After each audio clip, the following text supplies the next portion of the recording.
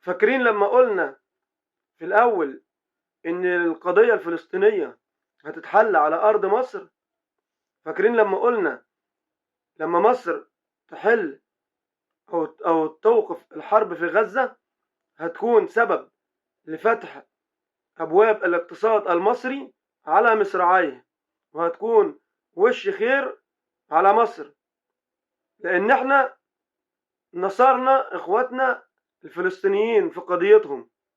فسبحان الله، انت بتمشي في الخير ربنا بيبعت لك الخير، لأن احنا رحمنا الناس ديت من المأساة اللي كانوا بيعيشوها، فراح ربنا أكرمنا بدليل إن الرئيس ترامب على هامش القمة اللي في شرم الشيخ، القمة اللي اتعملت على أساسها حل ووقف إطلاق النار في غزة، الرئيس ترامب اجتمع برجال الأعمال الأمريكيين وعدد كبير منهم، وقال لهم تعالوا استثمروا في مصر، تعالوا اعملوا مشاريع في مصر. مصر هي أرض السلام، مصر هي الأمن والأمان. وحتى أشاد بالأمن في مصر، وقال لهم مصر تقدر تمشي فيها براحتك وانت مطمن في شوارعها، وأتمنى أن اللي حصل دوت يحصل في أمريكا نفسها. هل أمريكا نفسها ما فيهاش الأمن اللي موجود في مصر؟ ودي شهادة كبيرة، خلي بالك، من أكبر رئيس في العالم ورئيس أكبر دولة في العالم، لما يقول إن عندك الأمن والأمان مش موجود عنده في الولايات المتحدة الأمريكية، فدي شهادة كبيرة جدا. ولما يقول لرجال الأعمال تعالوا استثمروا في مصر، فدي برضو شهادة كبيرة جدا، ودي بتفتح أبواب الخير لمصر. وهو قال سأدعم مصر بكل قوة، وسأدعم الاقتصاد المصري بكل قوة. وبعدها مباشرة صندوق النقد الدولي على طول تاني يوم بعت لمصر تعالوا يا جماعة نراجع بسرعة المرحلة الثالثة من قرض صندوق النقد الدولي لمصر، وسهل الموضوع جدا بعد ما كان مصعبه بعد القمة دي. يعني القمة دي رفعت من شأننا كتير، وخلت مصر موقفها اقتصاديا وسياسيا في السماء. يعني احنا فعلا المفروض نبخر مصر اليومين دول بعد القمة دي، المفروض نبخرها عشان ما تتحسدش على اللي حصل وعلى الإبداع اللي حصل في القمة والأمن اللي كان موجود في شرم الشيخ، واللي أشاد بيه كل رؤساء العالم وكل الضيوف. الحمد لله رب العالمين. احنا قلنا إن شاء الله القمة هتنجح، وقلنا إن مصر هتتنقل نقلة تانية بعد القمة دي، وإن شاء الله نتمنى إن الاقتصاد المصري يتحرك بقوة زي ما اتقال في القمة، إن الاقتصاد المصري يتحرك بقوة، وكل دول العالم بقت عينيها على مصر. والسياحة إن شاء الله، السياح برضو عينيهم على مصر. السياحة دلوقتي إن شاء الله بقت تتحرك بعدها بأيام، بقى في إقبال شديد على مصر. وإن شاء الله نخلص الموضوع بتاع غزة كده. احنا ماشيين في موضوع غزة بضمانة أمريكية. وحصل برضو زي ما قلنا ان الاسرائيليين برضو بيتلككوا وحاولوا برضو يعملوا عمليات كده، وتحججوا ان حماس هي اللي بدأت تحتك بالقوات الإسرائيلية، والقوات الإسرائيلية ردت عليها. وطبعا ده يعني موجود ومنتظر. يعني احنا كنا قايلين كده انه هيحصل احتكاك، بس هو هيتلم بسرعة. الاحتكاك ده هيتلم بسرعة. ليه؟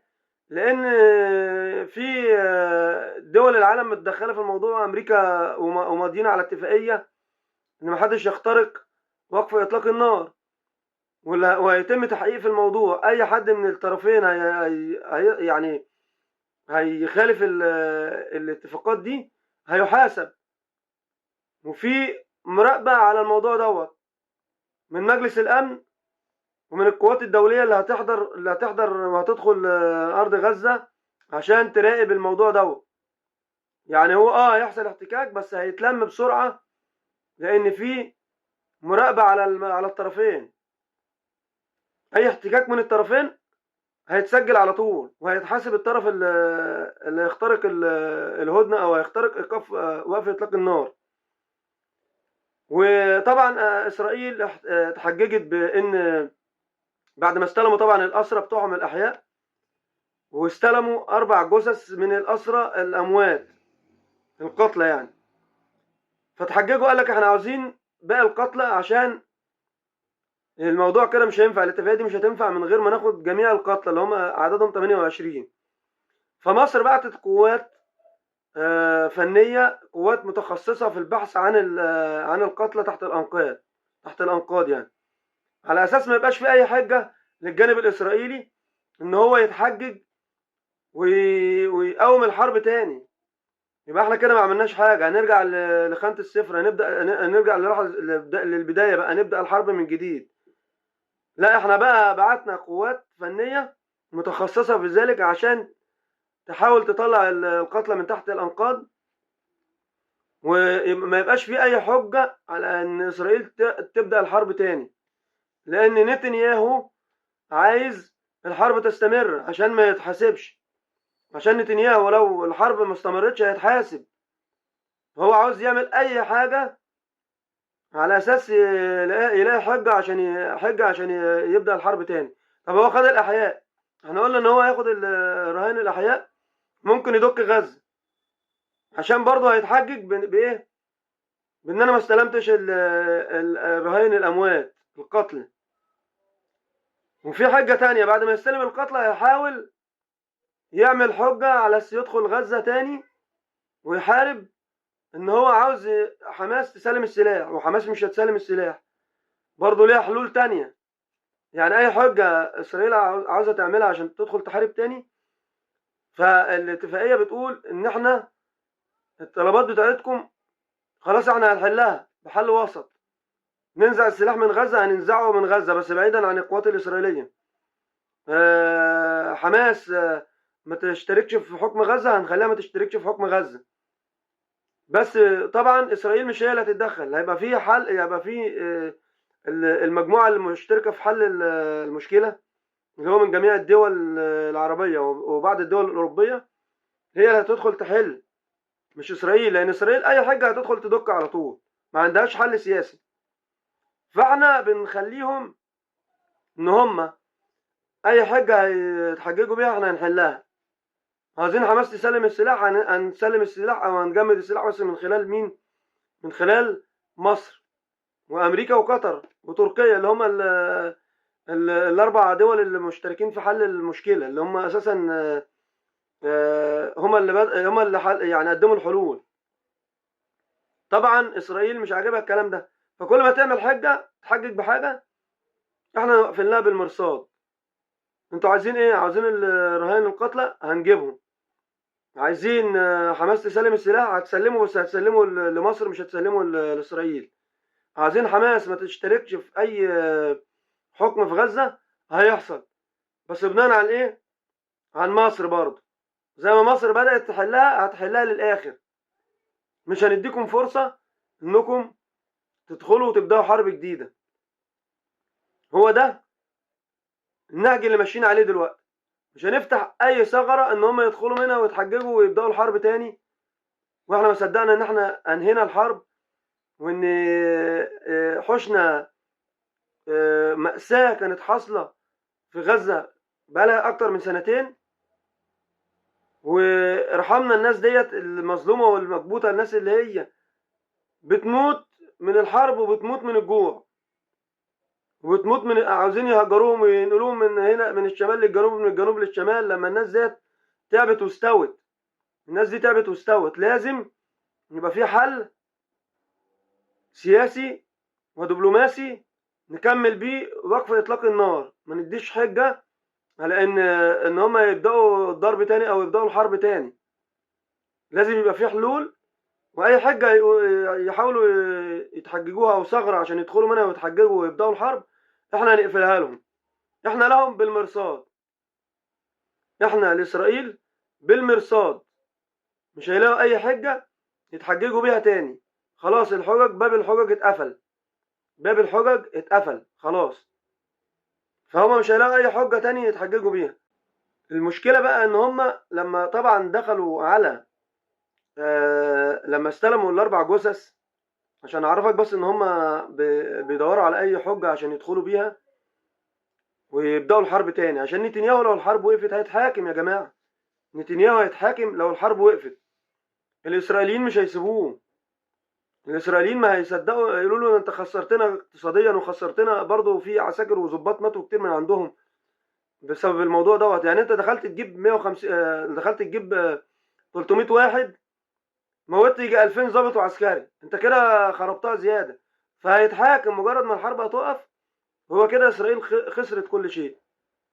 اسرائيل بقت واقفه ملط، خسرت كل شيء. فالحرب لو وقفت، مين اللي هيتحاكم اول واحد؟ نتنياهو وهو حكومته. انتوا كده دبستونا ووقعتوا الاقتصاد بتاعنا وخليتوا اسرائيل رجعت لورا يجي 100 سنه. طيب من ضمن الحجج اللي بتحججوها ايه؟ ان هو المعلم نتنياهو قال لك خدوا الاربع جثث اللي هم جم من الاسرى وفحصوهم، لقوا فيهم الجثه الرابعه مش اسرائيليه ولا تخص اسرائيل بشيء، جثه جت بالغلط يعني. فهيرجعوها وعاوزين ايه بدلها. يبقى كده اصبح بدل ما وصل لهم اربعه بقوا ثلاثه، يعني كده بقوا ثلاثه. طيب 3 من 28 هم كده بيتكلموا في 25 جثه. ان شاء الله القوات المصريه اللي هي متخصصه في البحث عن الجثث تحت الانقاض، ان شاء الله هيجيبوا ال 25 جثه عشان نقفل الصفحه بتاعت الرهائن والجثث. تمام. طبعا القوات الدوليه هتدخل، من ضمنهم قوات امريكيه حوالي 200 فرد امريكي. دول هيبقوا قاعدين بقى فين؟ دول هيبقوا متمركزين داخل اسرائيل، مش داخل غزه، دول داخل اسرائيل عشان يراقبوا الجانب الاسرائيلي. عشان لو تخطى الخطوط الحمراء اللي هي بالنسبه لوقف اطلاق النار، هيسجلوا عليه برضو الغلطات. ودي اول مره امريكا تاخد خطوه زي كده، ان هي تراقب اسرائيل نفسها. الاول امريكا كانت منحازه لاسرائيل جدا وكانت بتراقب حماس، دلوقتي هتبقى مراقبه على اسرائيل نفسها. والقوات العربيه اللي هتدخل هتراقب حماس وقطاع غزه، وتحقق كمان الامن في غزه. هيبقى فيها قوات، هيبقى من ضمنها قوات شرطيه، قوات امن داخلي يعني، هتراقب قطاع غزه من الداخل، عشان برضو الامن وعشان تراقب حماس لو كسرت الخطوط الحمراء اللي هي اتعملت لوقف اطلاق النار. يعني اللي هيكسر وقف اطلاق النار هيتحاسب بين الطرفين، هيبقى في مراقبين. وده الحل الامثل عشان تتحل القضيه دي، لان الطرفين اصلا ما لهمش امان. الطرفين بيدوروا على اي غلطه. حماس مش عاوزه توقف اطلاق النار، ليها مكتسبات اخرى من ذلك، واسرائيل عاوزه تلاقي اي حجه عشان تدخل منها وتضرب تجتاح غزه كلها تاني. لان طبعا ضمنوا ان الاحياء بتوعهم رجعوا اللي هم ال20. يعملوا ايه؟ بيدوروا على اي حجه على اساس يدخلوا يكملوا ويجتاحوا غزه ويدقوا غزه لاهداف برضه سياسيه. القصه يا جماعه ما كانتش قصه مختطفين ولا كلام ده هم حجه لقوها عشان يدخلوا يجتاحوا غزه ويهجروا الناس اللي في غزه ويخلوا غزه لا تصلح للمعيشه لاهداف سياسيه. وهيعملوا بقى فيها مشاريع ويعملوا فيها قناه مسيله قناه السويس متوازيه مع قناه السويس عشان تخلي قناه السويس ما تشتغلش. اهداف كتيره جدا وشرحناها قبل كده. طيب الحل ايه دلوقتي؟ دلوقتي مصر عملت عليهم كماشه وخلت العالم كله بتقود العالم كله عشان نحل القضيه دي، وحل الدولتين. ولازم اسرائيل دول كتيره اعترفت بيها كدوله فلسطينيه مستقله. وطبعا لما اعترف بها انها دوله فلسطينيه مستقله هيبقى في موضوع تاني وهتتسجل في الامم المتحده انها دوله، وكده اي حد يعتدي عليها كانه اعتدى على دوله، وهيبقى ليها سلاح وهيبقى ليها جيش وهيبقى ليها كل الصلاحيات بتاعت الدول. امال هي تبقى دوله ازاي؟ اسرائيل مش عايزاها تبقى دوله عشان يتعاملوا على المقاومه على انها ميليشيات وحماس من ضمن. فلما تبقى دوله هيبقى ليها جميع الحقوق زي اي دوله. لو اسرائيل ضربت عليها طلقه هتتحاسب حساب تاني غير الحساب دوت، هتبقى معتديه على دوله وهيبقى ليها حدود اسرائيل ما تتخطاهاش. اسرائيل لو تخطت متر في الحدود اللي هتتعمل اللي هي حدود 67. نرجع لها من الأول. إسرائيل المفروض بقى بعد ما تتحل المشكلة بتاعت الحرب دي هترجع لحدود 67، ولو تخطت متر بعد كده أو 10 متر، يعني عشان المتر ده سهل شوية، 10 متر دخلت الحدود 67 دي، مشيت 10 متر، هتتحاسب على إنها اعتدت على دولة بالجوار، مش مجرد ميليشيات هي بتروح تضربها. هي دلوقتي بقت لما بقت دولة، إسرائيل هتتحاسب لو دخلت 10 متر من حدود 67. هتتحاسب ازاي؟ هي كده اعتدت على دولة بالجوار، دولة بالجوار ومتسجلة في الأمم المتحدة ومتسجلة في مجلس الأمن، وهتتحاسب على كل خطوة تعملها. كل 10 متر تدخلهم في فلسطين بعد كده إسرائيل هتتحاسب عليهم. هيبقى اعتدت على دولة بالجوار. غير دلوقتي هما بيتحججوا ان دول ارهابيين ودول ميليشيات ودول مش عارف ايه والكلام دوت. فطبعا الحساب في القوانين الدولية مش كده. القوانين الدولية لما بيبقى في دولة بيبقى الموضوع مختلف، بيبقى تعتدي على دولة تتحاسب، انما مش تعتدي على ميليشيات بحجة ان هم ارهابيين، مع ان هم بيدافعوا عن الكام كيلو اللي انت خدتهم من بعد حدود 67. بس انت دلوقتي عندك حجة ان هم ميليشيات ومش مسجلين دولة في الامم المتحدة وفي مجلس الامن، والدول مش معترفة بيهم. عشان يتسجلوا لازم اكبر عدد من الدول يعترف بيهم ان هم دولة. فالحمد لله في دول كتيرة عربية وافريقية واوروبية اعترفوا بدولة فلسطين. تمام كده. فكده احنا فاضل لنا حاجات بسيطة وتبقى الاعتراف بدولة فلسطينية وتتسجل رسميا انها دولة فلسطينية، واي حد يضرب طلقة في اتجاهها هيتحاسب حساب ان هو اعتدى على دولة بالجوار. امال هو ليه نتنياهو مش عاوز الناس تعترف بيها انها دولة؟ عشان يفضل رايح جاي برطع براحته.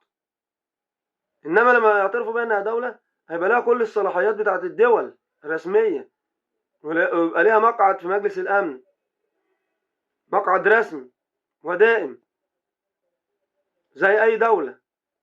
وبعد كده فيما بعد هيتعمل لها سلاح، هيتعمل لها جيش خاص بيها، هيبقى فيها كل الصلاحيات.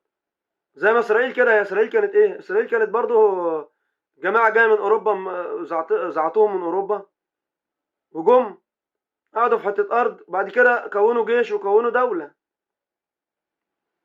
طيب الاولى بقى مين؟ الاولى الفلسطينيين اللي هم اصحاب التاريخ، هو اصحاب الارض اصلا، هم اولى ان يتعمل لهم دولة. فلما يتعمل لهم دولة ايه اللي هيحصل؟ اللي هيحصل ان هم هيبقى لهم كل الحقوق وعليهم كل الواجبات بتاعت الدول. برضه هم ما يتعدوش الحدود ديت وما يتخطوش الخطوط الحمراء اللي هتبقى معمولة على كل دولة. يعني برضه ما تبقى بعد ما تتعمل دولة وجه صاروخ اتضرب على اسرائيل هتتحاسب فلسطين حساب شديد عن اللي موجود دلوقتي.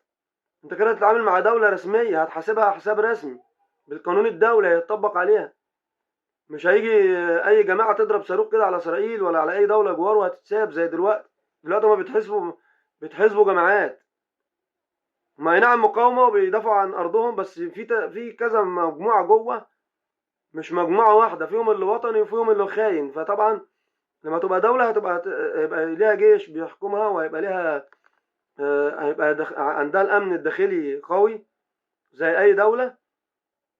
وأي غلطة هتتعمل هتتحاسب برضه، هيبقى زيها زي إسرائيل. وإسرائيل برضه لو دخلت 10 متر في الحدود بتاعت فلسطين اللي هي دولة فلسطين الرسمية هيبقى لها حساب وهتتحاسب. الموضوع مش هيبقى كده، الموضوع هيبقى رسمي، الموضوع هيبقى رسمي. فمش هتبقى القصة ماشية كده وخلاص. نرجع بقى مرجوعنا لحماس وتسليم السلاح لمصر. وحماس هتبقى مشتركة في الأعمال السياسية الداخلية، بس مش هتبقى داخل الحكومة زي مجلس الشعب ومجلس الشورى. لو اتعمل عندهم هيبقى هتبقى حزب، بس حزب سياسي وغير مسلح. التسليح هيبقى للحكومة بس، لحكومة فلسطين فيما بعد، وهيبقى للجيش الفلسطيني اللي هيتعمل فيما بعد. ولكن حماس هتبقى حزب سياسي وليس مسلح، هيبقوا حزب سياسي وليس مسلح. يعني حماس هتبقى حزب سياسي غير مسلح، لان هم فلسطينيين. اسرائيل عاوزاهم يمشوا خالص من فلسطين ومن غزة، وده كلام مش منطقي. ما انت برضو لو مكانهم هتوافق على كل الشروط، بس تقول لي سيب بلدك، هقول لك لا. هقول لك انا هتخلى عن سلاح، هتخلى عن السلاح وهتخلى عن النشاط القسم العسكري اللي عندي، وتبقى منزوعة السلاح، وهتسلم السلاح للسلطة الفلسطينية وكل حاجة، بس ما ينفعش تمشيهم من بلدهم. طب هيروحوا فين؟ هيروحوا اوروبا؟ اوروبا مش هتوافق على الكلام ده. هيروحوا امريكا؟ امريكا مش هتوافق على الكلام ده. الدول العربية مش هتوافق ان جماعة زي كده هتروح تقعد في بلدها، في بلد عربية او بلد اوروبية او امريكا او مصر او هنا او هنا. محدش هيوافق ان هم يقعدوا عنده. طيب هم وافقوا، هيسلموا سلاحهم للسلطة الفلسطينية او هيسلموه لمصر، وهيبقوا حزب سياسي، مش يعني يعني حزب مشارك سياسيا زي اي حزب كده في اي بلد، ويعملوا انتخابات مجلس شورى وانتخابات مجلس الشعب والكلام ده كله، ولكن مش هيبقوا جماعة مسلحة زي ما هم موجودين دلوقتي، وده كويس. لا، نتنياهو مش عايز كده. نتنياهو عاوز يا اما يمحيهم خالص بالحرب، يا اما يمشيهم خالص من فلسطين، وده طبعا محدش هيوافق بيه، ولا امريكا نفسها توافق، ولا اي دولة في العالم هتوافق. فالحل ان هم يبقوا حزب سياسي غير مسلح، وخصوصا ان هم ما حاربوش الفلسطينيين برضه. يعني هم لغايه دلوقتي بيحاربوا ان هم بيدافعوا عن فلسطين وعن غزه، لكن ما حاربوش الفلسطينيين نفسهم عشان احنا نمشيهم بره فلسطين. الكلام ده لو حزب معادي او جماعه معاديه الدوله اللي هي فيها، فمن حقنا ان احنا نمشيها ونطردها. ولكن هم ما حاربوش الفلسطينيين، هم لغايه دلوقتي هم بيدافعوا عن الفلسطينيين وعن غزه. ليهم بقى اطماع سياسيه تانية، مفيش مشكله، بس لما يندمجوا في وطنهم، في وسط الوطن، ويعملوا حزب سياسي غير مسلح، فكل العالم هيرحب بدوت. العالم كله هيرحب بده، اوروبا وامريكا والدول العربيه والدول الافريقيه كله هيرحب ان هم يبقوا حزب سياسي غير مسلح، والتسليح هيبقى مع السلطه الفلسطينيه فقط والقوى الامنيه، عشان برضو العصابات وعشان السرقه وعشان الكلام ده. كل بلد هيبقى فيها عصابات ومحتاجه امن وامان. السلطه الفلسطينيه هتحقق الامن الداخلي، وفيما بعد ممكن يكونوا جيش على اساس برضو يحمي الامن الخارجي من اي اعتداء خارجي من على الحدود، من هنا. مش هنقول يا عم يبقى جيش كبير ويحارب، يبقى جيش حتى يحقق الامن الخارجي والامن الداخلي. يبقى لهم جيش ولهم زي اي دوله لهم حقوق، واخد بال حضرتك؟ فلازم الناس دي تعيش كفايه كده ظلم بقالهم، يعني داخلين في اكتر من قرن. الناس ديت لازم تعيش زي بقيه الشعوب، هما ما يعتدوش على حد ولا حد يعتدي عليهم، هما يبقى في امن وامان، والدول الجوار تبقى في امن وامان. نتنياهو ليه اطماع، يبقى شعبه يحاسبه بقى، شعبه يحاسبه يقول له كفايه كده، كفايه انت فرمت الفلسطينيين ودكيت قطاع غزه، وقتلت برضو بعض الضباط والاف الضباط والعساكر والجنود الاسرائيليين، ما دول ليهم اهل برضو، دول شعب زيهم زي اي شعب. يعني احنا بنقول الشعوب ملهاش ذنب، الشعوب ملهاش ذنب. يعني اذا كان نتنياهو اخطأ ولا سياسيا اتعامل غلط وولع الدنيا، فالشعب الاسرائيلي برضه ملوش ذنب.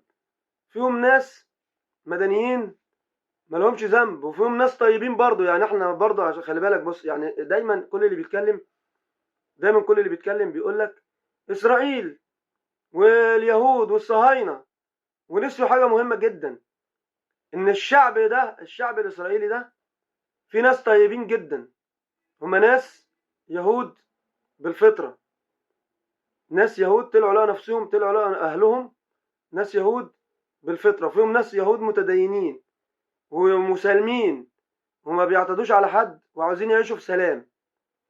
احنا برضو بنناشد الشعب الاسرائيلي، بنقول له احنا مش ضدك، احنا مش ضد الشعب الاسرائيلي. وعلى فكره محدش هيجرؤ يقول الكلام ده، هيتهاجم، بس انا بقول لكم كده بالمنطق. كل دين وكل دولة أو كل شعب فيه الكويس وفيه الوحش، يعني فيه الصالح وفيه الطالح. الشعب الإسرائيلي فيه ناس طيبين، والشعب اليهودي فيه ناس طيبين ومسالمين جدا ومش عاوزين يعتدوا على حد ولا حد يعتدي عليهم. الحكومات بتفرض سياسات عليهم بتخليهم يتعرضوا للاعتداء. يعني الصواريخ اللي كانت بتيجي من ايران ديت وبتنزل على الشعب، في شعب بريء جدا في اسرائيل وناس طيبين وناس مسالمين، بس الحكومه بتاعتهم اللي وصلتهم لكده ان هم الشعوب الاخرى تعتدي عليهم، او الجيوش الاخرى تعتدي على المدنيين وعلى العسكريين وعلى كله بسبب سياسات الحكومات بتاعتهم. فهنا برضو زي ما احنا بنقول عشان نبقى منصفين، زي ما احنا بنقول شعب غزة اعتدى عليه وتم الإبادة الجماعية عليه، يعني إسرائيل استخدمت الإبادة الجماعية على الشعب الفلسطيني كويس كده بخطة من نتنياهو، مش بخطة من الشعب الإسرائيلي. أغلب الشعب الإسرائيلي مش عاوز حرب ولا عاوز حد يعتدي على غزة. شوفوا بقى أنا بقول لكم إيه، أغلب الشعب الإسرائيلي مش عاوز حروب ومش عاوز يعتدي على الغزاويين. حلو كده. وكان ممكن المشكلة تتحل سياسيا ومش هيحصل فيها الخسائر دي من الجانبين في الأرواح ولا في الأموال. الشعب الإسرائيلي أغلبه مش عاوز يعتدي على الغزاويين والفلسطينيين، مش عاوز حد يعتدي عليه. سياسة نتنياهو هي اللي عملت المشكلة ديت. فزي ما الشعب الفلسطيني أبيد طبعا بكثرة ومات منه أكتر من 65 ألف شهيد ومصابين أكتر من 150 ألف، برضو أصيب من الإسرائيليين عدد قليل بس فيهم ناس ملهاش ذنب برضه، عشان نكون صراحة فيهم ناس كتيرة ملهاش ذنب. ده ذنب الحكومات والسياسات بتاعت نتنياهو وحكومته الحاليين. والإسرائيليين الشعب الإسرائيلي ملهوش ذنب، في ناس كتيرة قوي طيبين وعاوزين سلام ومش عاوزين حرب. تمام كده. زي ما الرئيس السيسي قال الكلام دوت. الرئيس السيسي لما خاطب الشعب الإسرائيلي قال لهم ذنبكم في رقبة الحكومة بتاعتكم، انتوا شعب مالكمش ذنب، زيكم زي اي شعب عاوزين تعيشوا في سلام. عشان تعيشوا في سلام حاسبوا الحكومات بتاعتكم على اللي هم عملوه. الحكومات بتاعتكم اخطأوا فانتوا اللي بتشيلوا ذنبهم. ده اللي بيحصل فيكم، ده رد الفعل بتاع الحكومة بتاعتكم والجيش بتاعكم لما اباد ابادة جماعية للشعب الفلسطيني. فانتوا عايزين رد الفعل ايه؟ حماس والمقاومة هيرد عليكم بصواريخ. هتلاقي ناس كتيرة من دول إسلامية بتدافع عن القدس وبتدافع عن بتوع غزة، عشان غزة دي فيها إيه؟ فلسطين فيها القدس، والقدس دي تخص المسلمين زي مكة كده، زي مكة المكرمة. فأي حاجة تخص المسلمين هتلاقي المسلمين في جميع أنحاء العالم بيتعاطفوا بيدافعوا عنها. فهتقول لي في دول إسلامية بعيدا عن غزة وعن فلسطين زي اليمن وزي إيران هاجموا إسرائيل وهاجموا تل أبيب. ما هو ده من إيه؟ ده مش ذنبكم انتوا كشعب إسرائيل، ده ذنب الحكومات بتاعتكم اللي اضطروا الناس تهاجم إسرائيل ككل. ما هم بقى مش هينقوا، هم مش هيختاروا يضربوا في الجيش ولا يضربوا في المدنيين ويضربوا في إسرائيل كلها كده. بقى ليها نسبة كره جامدة مع العالم الإسلامي، وحتى والله العالم الأوروبي الغير إسلامي بدأ يقلب على نتنياهو وعلى حكومته، وبدأ يكره إسرائيل بناء على تصرفات الحكومة بتاعتكم. الحكومة بتاعتكم هي السبب، انتوا مالكمش ذنب. فأنا عايز أقول إيه؟ كل اللي أنا عايز أقوله إن زي ما الفلسطينيين اتظلموا وأبيدوا، الإسرائيليين برضو اتظلموا واتقتل منهم ناس كتيرة مالهمش ذنب، ناس مدنيين. أي نعم الرقم أقل بكتير ولا يذكر بالنسبة للإسرائيليين بالنسبة للفلسطينيين والغزاويين، بس برضو في ناس مالهاش ذنب حتى لو عدد قليل. في ناس مالهاش ذنب ومش عاوزة حروب وعاوزة سلام، اتضربت برضو قتلت وناس أصيبت. فلازم ندي كل واحد حقه. الشعوب مالهاش ذنب، الشعوب بتتظلم برضه.